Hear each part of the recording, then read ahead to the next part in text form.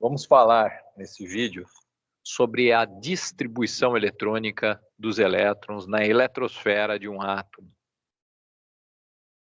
É muito complicado querer representar um átomo. A única coisa que sabemos é que a maior parte do átomo, praticamente todo o átomo, é composto pela sua eletrosfera. Sabemos que no centro do átomo estão lá os prótons e nêutrons, formando o seu núcleo. O seu núcleo, ele pode ter tamanhos diferentes, de acordo com a quantidade de prótons e nêutrons. O número de prótons do núcleo que define o tipo de átomo que estamos lidando. Já na eletrosfera, teremos um número de elétrons igual ao número de prótons, se o átomo estiver neutro. Às vezes, um átomo pode dar ou receber elétrons, e aí ele vira um íon. É comum dizermos que existem 7 camadas na eletrosfera, ou 7 níveis, que são as conhecidas camadas K, L, M, N, O, P, Q. Mas esse número é ultrapassado.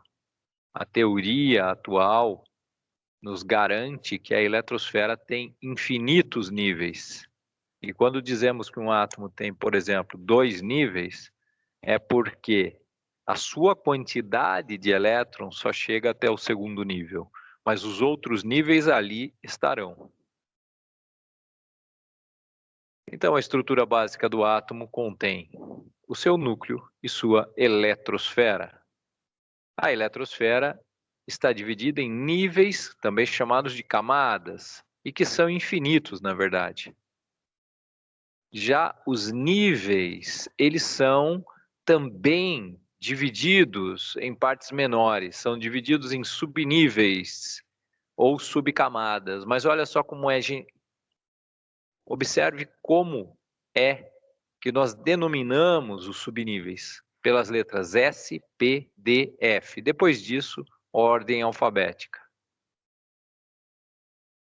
Existe um diagrama chamado de diagrama de Linus-Pauling, que surgiu depois que os cientistas Rutherford e também Bohr e também Summerfield fizeram as descobertas de que o átomo era formado pela eletrosfera, sendo sua maior parte praticamente vazia de matéria, mas com seus elétrons ali.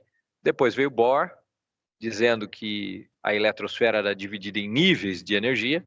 Depois veio Summerfield, que descobriu que os níveis eram divididos em subníveis de energia. E aí veio, na sequência, aí, Linus Pauling, para nos ensinar qual o caminho que nós devemos percorrer na eletrosfera para distribuir os elétrons no meio de tantos lugares diferentes. Veja o significado de 1s. Significa que no nível 1 nós temos apenas um subnível e chamamos de 1s. No nível 2 temos 2 subníveis, chamamos de 2s e 2p, e assim por diante. Repare que cada tipo de subnível tem uma capacidade máxima de elétrons que ele suporta. Subnível S, lá cabem 2 elétrons. Se você estiver lidando com um subnível do tipo P, lá cabem 6 elétrons. No D cabem 10 e no F cabem 14 elétrons. Lembrando, você sempre seguirá o caminho, o mapa de Linus Pauling. Lembre-se de ser como um pinheiro na floresta quando você vai para a eletrosfera. Pinheiro não se perde na floresta porque ele tem um mapinha. E o seu mapinha na eletrosfera é o diagrama de Linus Pauling. Repare aqui, ó, quando a flecha acaba, você continua lá no rabo da outra flecha, a ponta de uma no rabo da outra, e você vai ter o caminho. Olha só, 1S, depois vai pro 2S, depois vai pro... Chegou na ponta, vai lá no rabo da outra flecha. Agora, veja, vai pro 2P, depois pro 3S. Chegou numa ponta, vai lá na outra flecha, lá atrás dela, daí você desce. Aí você vai pro 3P, depois pro 4S, esse é o caminho. Esse caminho ele segue do lugar de menos energia para o lugar de mais energia, porque isso é uma lei do universo. Você gasta o mínimo de energia, depois você gasta mais só se precisar. O universo sempre segue essa regra de menor gasto de energia possível. A lei do universo. Vamos ver aqui o que seria o átomo de sódio, gente. O sódio, esse elemento químico que se você jogar ele na água, né, uma pedrinha de sódio na água, é uma explosão violenta. Tanto que ele é guardado em querosene, porque no próprio ar ele já explode. O sódio, o nome dele já diz, né, gente? Ele é só ódio.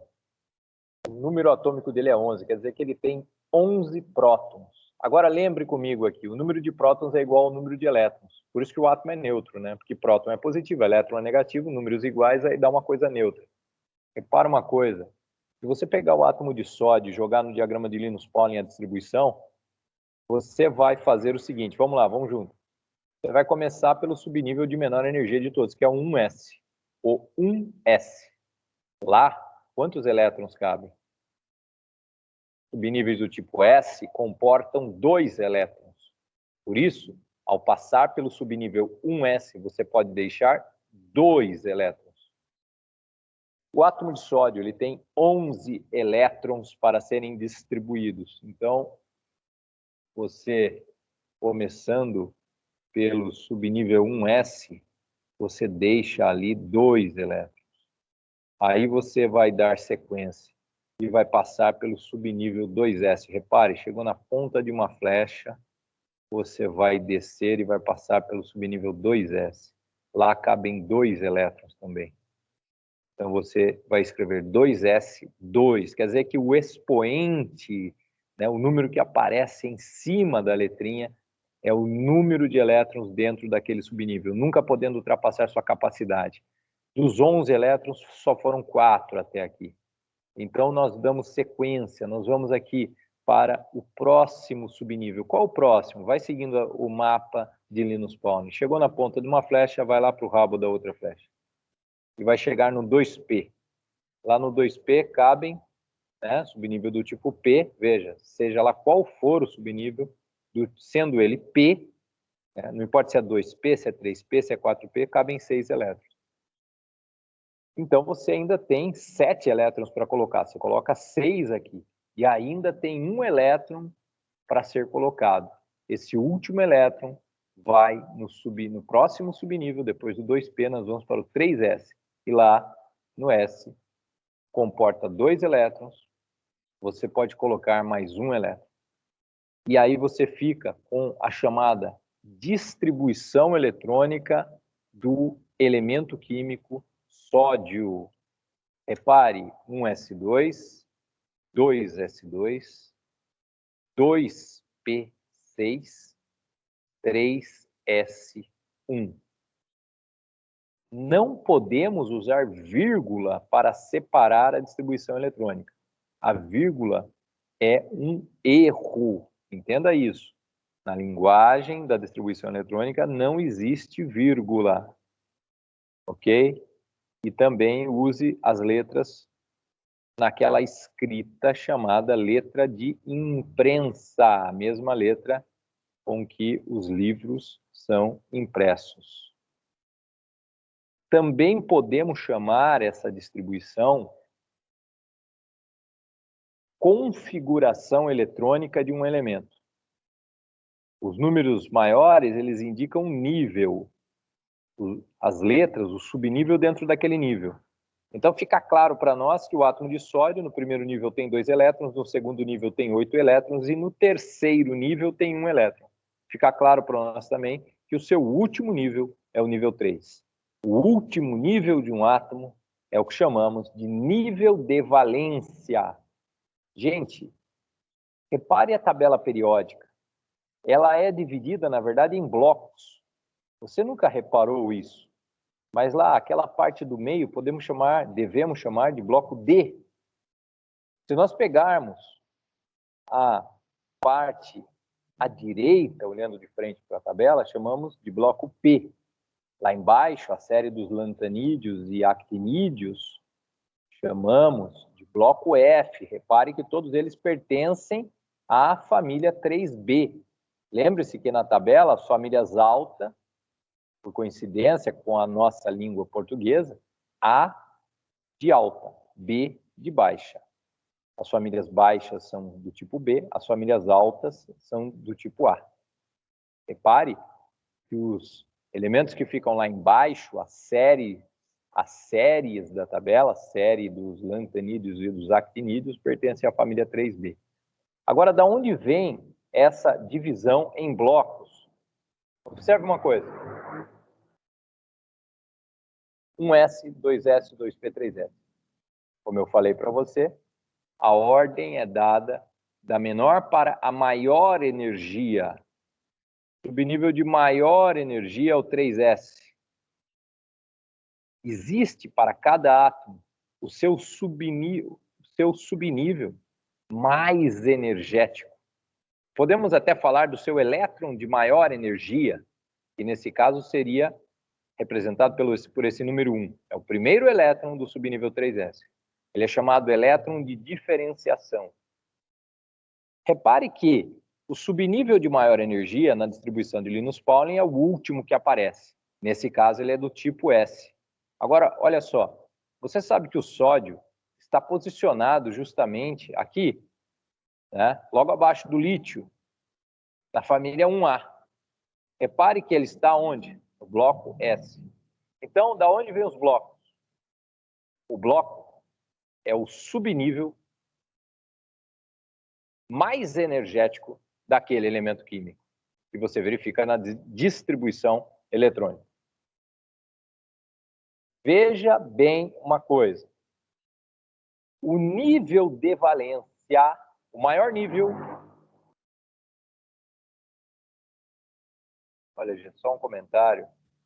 Que a gente aprenda, né? Que a geração de vocês aprenda que ninguém vai ser melhor se botar um barulho numa moto, entendeu? Isso não vai resolver a vida de ninguém e não vai acabar com o fracasso de ninguém. Mas quanta gente fracassada anda por aí de moto, né? Isso atrapalha a vida de todo mundo. Agora, voltando. O nível de valência, ele te diz o período que o cara está na tabela periódica. O que é período? Veja, a tabela tem linhas. O sódio está na terceira linha, repare, meu. Primeira, segunda, terceira linha. E repare lá qual o nível de valência dele. Desculpe. Observe o nível de valência desse camarada. É o terceiro. O nível de valência é o maior nível que ele atinge. E ele está no terceiro período. Então, o nível de valência nos diz o período que o cara está. O que são o número de elétrons de valência? Logicamente, é o número de elétrons que o átomo possui lá no seu nível de valência. Vamos voltar lá no sódio? Repara, no nível de valência dele, ele tem um elétron. Olha o que isso vai nos dizer, olha que informação interessante. Isso nos dá um número da família, mas só vale para elementos que estão em famílias do tipo A. O que são famílias do tipo A? São as altas. Tá? É uma coincidência na língua portuguesa. As famílias altas ficam no bloco S ou P. Repare, o cara tem um elétron no seu subnível mais energético. Repare, a família dele será a família 1A. E dá certinho a família dele. Lembrando que o hidrogênio, nessa tabela que eu estou mostrando, ele aparece aqui na família 1A, mas o hidrogênio é considerado o Batman da tabela periódica, porque ele não tem família, ele deve ser representado no meio da tabela, para não confundir ninguém. Porque ser da mesma família é ter propriedades químicas semelhantes. Né? E nós sabemos que o hidrogênio não é um metal. E os outros caras da família 1A são os metais alcalinos. Então, agora, para finalizar essa aula, veja o que o subnível mais energético nos indica. Como eu já falei, ele indica-nos o bloco do elemento na tabela periódica.